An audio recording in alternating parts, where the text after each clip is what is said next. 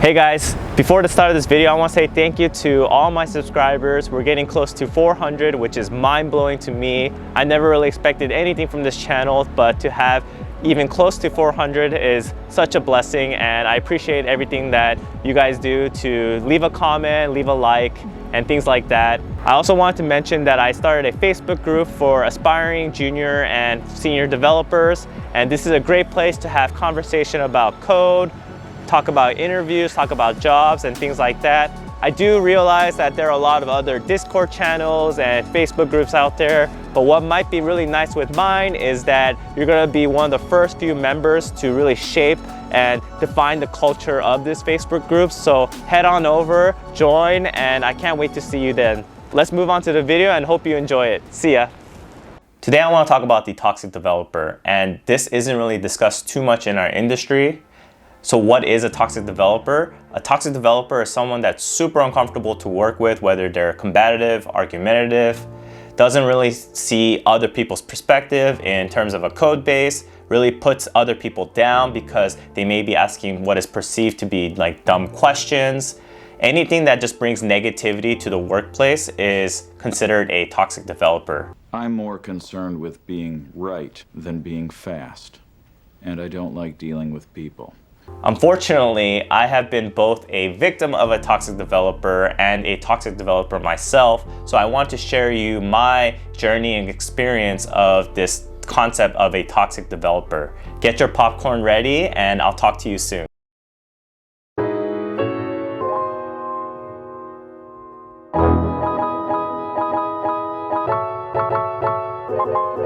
After I graduated from my coding bootcamp school, I got my first full-time job as a software engineer. This was a great opportunity for me to gain experience and learn from the industry leaders who have way more experience than me. These are people that have been coding for 5 to 10 years, and as someone that only coded for 3 months, of course I was going to be learning a lot. So my excitement and my desire to learn and contribute was definitely there.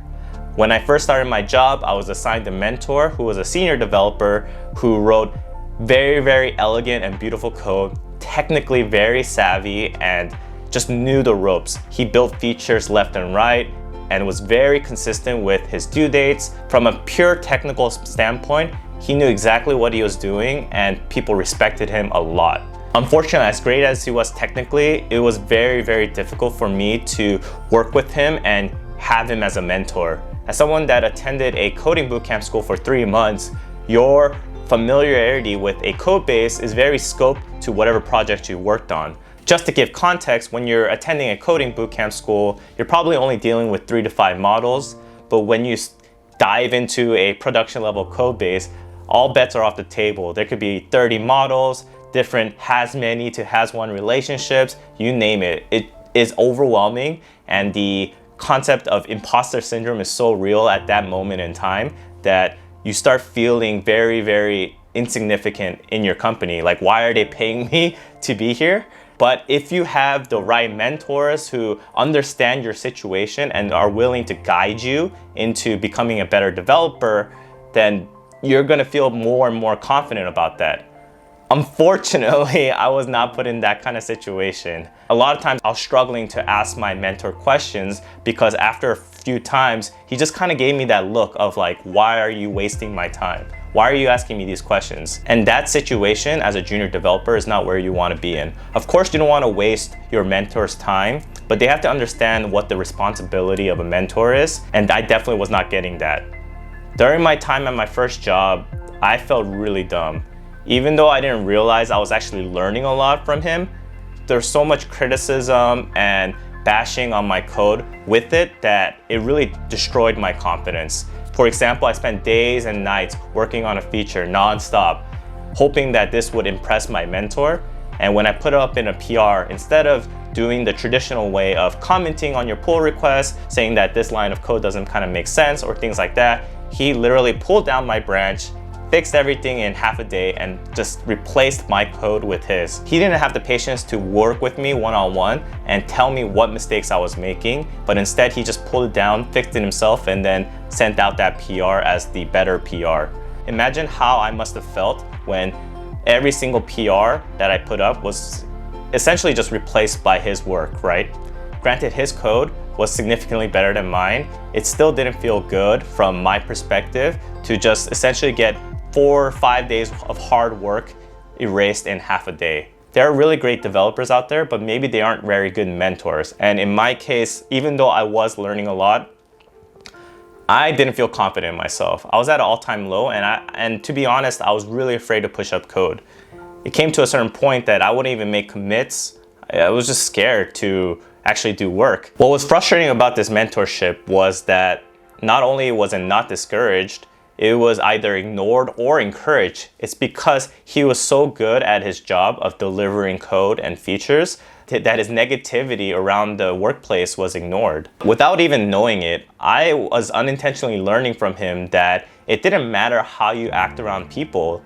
You could be as toxic as you want, but as long as you're a good developer and you write good code, people will just say, oh, that's just who Alex is. That's just who that person is. He writes good code, let's just let him be, and everything else, we'll just accept it for who he is. When I moved to a different company, I must have taken that concept to heart. As much as I hate to admit it, I did learn a lot from my company, and even on day one, I was writing code. I didn't even know what our product was, but since I was such a savvy developer, I knew how things were working, and it was just JavaScript. I could connect here, here, here. You want to show this data there. I knew what to do because for me, I was working with a chip on my shoulder, and I was going to be that developer like him who was very just straight to the point, got things done, and anything else didn't really matter. And for a while, that really worked. I was really respected from a technical point of view.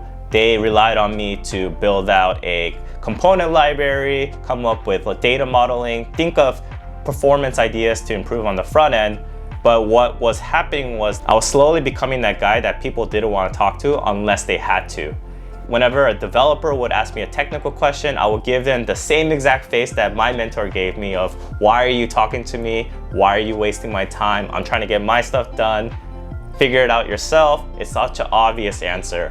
Or when a product manager would talk to me and I would say what they're lacking in their spec and how it wasn't clear enough and it's their fault, it was always me that was right and they were wrong. This is stupid. Yo, you don't even know what stupid is! Talking about my story now, I can't believe how toxic I was.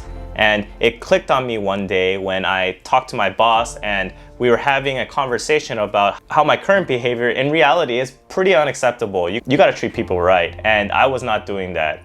And I definitely decided to make that 180 to become a nicer, more empathetic developer. It took a lot of time to regain the trust of my peers because early on, after I came to that realization, people still wouldn't talk to me.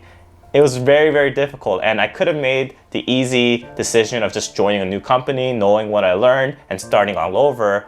But I decided to make a conscious effort to stick it out here and try to be a more empathetic and nice developer that people want to talk to and people want to get help from. My peers definitely saw my 180 change from when I first started at the company to when I was then. And as a result, I actually got the assignment to interview junior developers. I wanted to make sure that any junior developers that we hire get a positive experience with us. I didn't want them to experience the same thing that I did when I first started my full-time job, because as great as it was technically, my attitude was so bad. After it clicked and I made that switch, not only was I respected technically, but I was respected as a person in my company. There's such a big difference just getting respected technically and getting respected as a person. When those two things align together, it's so much easier to get things done, collaborate with your coworkers, ask them for help, because let's be honest, as great as a developer that you may become, you're going to need some help one day down the line. And if you were the type of person that was unwilling to help people, why would they want to help you? Think about that. It's so true. And I didn't realize that until many months after I started that second job. One of the examples of being a more positive mentor is really shown through pair programming. When a new junior developer joins a company and starts looking at the production level code base, they're gonna feel very nervous about this kind of code base and are gonna ask a million questions or not feel confident about what they're doing.